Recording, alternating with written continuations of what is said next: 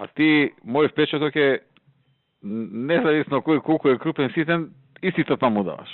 Исто што мислам вака, лично вака е да ти го кажам, да не ме сватиш погрешно, сакам да ти помогнам со ова, не да одмогнам, ако сакам да не ми поентата те навредам, него да ти отворам очи, кај што мислам дека можеш да бидеш подобро да видиш. Што е разликата меѓу тебе и Владо тука? И зошто Владо е, да речеме, позадоволни се, од тебе помалку незадоволни?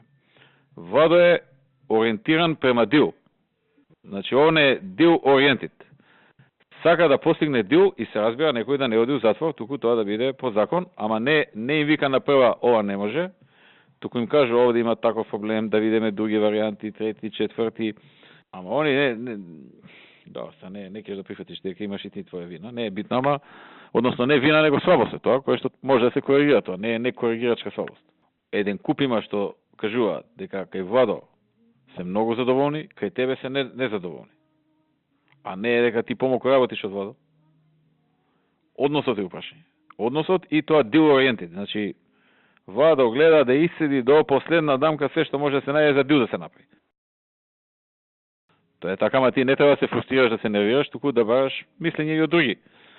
Не, многу често и други може мислам, други правници и експерти може да дадат поинакво мислење, кое што може на прв поглед не им паднало на твоите или на тебе.